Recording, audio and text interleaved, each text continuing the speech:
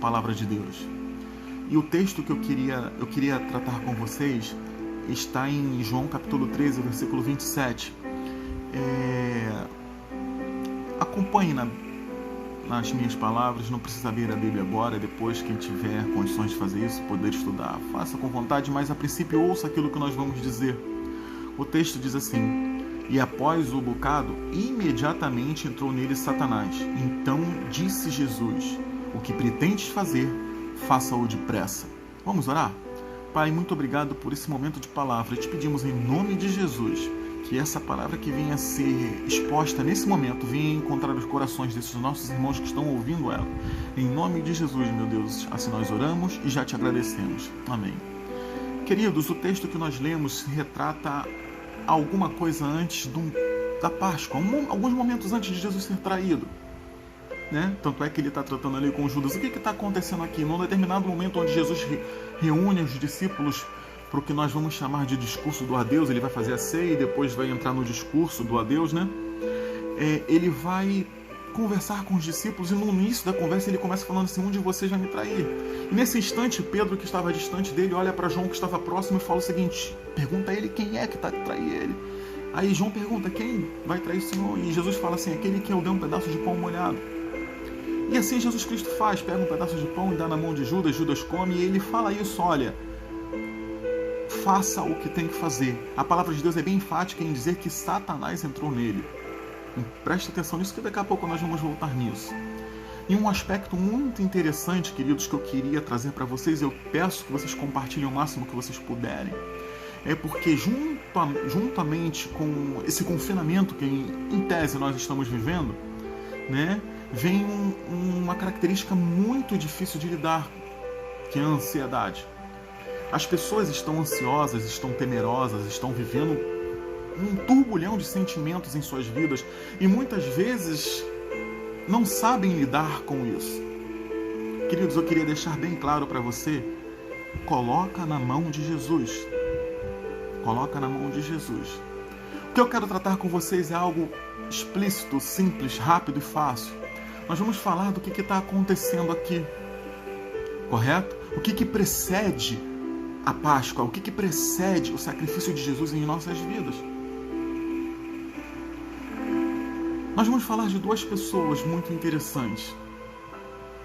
O primeiro aspecto que eu queria tratar com vocês, queridos, é que Jesus não escolheu errado. Quando ele escolhe os seus discípulos e dentre os seus discípulos ele escolhe Judas, não foi um erro dele. Fazia parte do seu plano, fazia parte do plano de salvação. O amor de Deus era tão grande por nós, por mim, por você, pelas pessoas que nos cercam, a ponto de aquilo fazer parte do plano da salvação. Onde eu estou querendo chegar, queridos? Que mesmo dentro das nossas igrejas vão existir pessoas que não seguem a Jesus. E muitas vezes nós confundimos essas pessoas. Posso tratar para vocês bem simples. Quer ver um exemplo? Vamos fazer uma pequena análise da personalidade de dois dos discípulos de Jesus, de Pedro e de Judas. Primeiro, vamos falar de Pedro. Pedro era extremamente colérico. Pedro era impulsivo, uma característica muito forte de quem é ansioso. Pedro muitas vezes agia sem pensar. Pedro muitas vezes agia com o seu coração e ora era repreendido por Jesus, ora era corrigido, ora era bem visto. Porque quando ele fala para Jesus: você é o Messias, o Filho de Deus vivo, o próprio Jesus fala assim: não foi tu, Simão Barjonas, que falaste isso, mas sim o Deus que está, o Espírito Santo de Deus que falou contigo. Porque isso não poderia vir de homens. Aí Jesus fala o seguinte: Pedro, tu é pedra, e sobre ti eu colocarei minha igreja, e as portas do inferno não prevalecerão sobre ela. Aonde eu estou querendo chegar, queridos? Aquele homem que era impulsivo, aquele homem que tinha uma característica de ansiedade muito grande, aquele homem que agia muitas vezes sem a noção do que estava fazendo, sem pensar antes, era o homem que caminhava com Jesus, era o homem que viveu os milagres. De todos os discípulos de Jesus, qual foi aquele que podia falar assim: eu andei por sobre as águas? Dos discípulos que Jesus, quando entraram na Porta Formosa, ele andava com o João. A Bíblia diz que a sombra dele o curava. Quem é Pedro? Aquele homem extremamente impulsivo, aquele que vê Jesus na margem e se tira toda a sua roupa, mergulha e vai de encontro a Jesus. não quer saber, não tem importância. Sabe por quê? Porque Jesus estava no coração dele, mesmo com sua ansiedade, com sua impulsão. E muitas vezes nós estamos escolhendo errado, vendo errado essas coisas. Agora vamos falar de Judas. Analisando um pouco da personalidade de Judas, podemos perceber que ele era extremamente visionário, muito carismático, tinha uma capacidade de convencimento muito grande, tinha todas as qualidades que nós colocamos numa boa pessoa, queria o bem do povo, queria conquistar, queria ganhar, queria utilizar dos seus meios para ser bom para as pessoas, ou não sei. Mas enfim, extremamente carismático, bajulador, falava que as pessoas queriam ouvir. Só que tinha um problema muito grande. Ele não andava com Jesus mesmo estando perto dele. Aonde eu estou querendo chegar, queridos? Mas Leandro, como é que nós vamos fazer para identificar essas pessoas? Presta atenção. A Bíblia me ensina isso. E o próprio Jesus fala no finalzinho do Sermão do Monte, onde ele fala sobre os falsos profetas.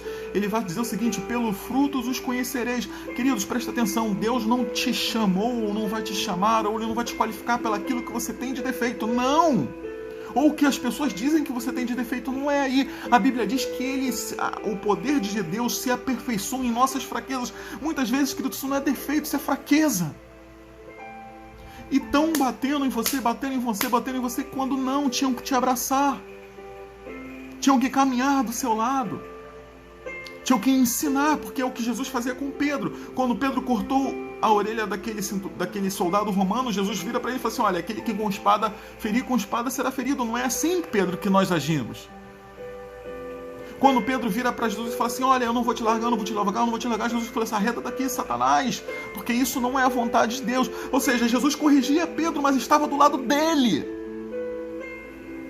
A impulsividade não atrapalhou a visão de Pedro, não atrapalhou o apostolado de Pedro, não. Muito pelo contrário, fez Deus a se aperfeiçoar nele, porque foi o primeiro a sair correndo quando soube que Jesus Cristo não estava naquele túmulo. Entendam isso. Agora, o bom, o influente, o carismático, não conhecia Jesus. Não conhecia Jesus. Jesus nunca vai te qualificar pelaquilo que você tem de problema. Ele vai te qualificar pelaquilo que você tem no coração. E se for Ele, não tem como você ser mal qualificado por Ele. Entenda uma coisa: mais vale agradar a Deus do que aos homens. Mesmo que isso para você hoje não esteja aparecendo. Se apegue a isso. Se dedique a isso. A Bíblia vai dizer que imediatamente entrou nele Satanás. Imediatamente. Alguém que fazia parte do corpo. Alguém que estava junto, mas que não conhecia Jesus. Alguém que era influente, mas não conhecia Jesus. Alguém que era bajulador, mas não conhecia Jesus. E aquele que as pessoas poderiam olhar e falar assim: olha, esse é impulsivo, esse é extremamente ansioso. Esse era quem conhecia Jesus. Esse é quem viveu os milagres de Jesus. Esse é quem acreditava no poder de Cristo. Esse é quem falou que Jesus Cristo era o Messias. É esse. Não estar nos problemas, estar naquilo que você tem no coração. Entendam? Não julguem até onde vocês vão precisar entender isso. Não caiu a ficha ainda. Deus não quer que você julgue. Deus quer que você ame. E amar muitas vezes requer da sua vida para que outros possam viver. Eu queria deixar essa palavra com vocês. Compartilhe o máximo que puder nesse momento de tantas notícias ruins. Leve essa notícia boa. Deus não te julga pelaquilo que você fez ou está passando que as pessoas não concordam. Deus, Ele te escolhe pelaquilo que você tem no coração. Tenha Jesus no coração. Você pode até sentir dor por causa disso, mas é melhor sentir dor do lado dele do que ter uma vida fora da presença dele. Que Deus nos abençoe, em nome de Jesus. Amém.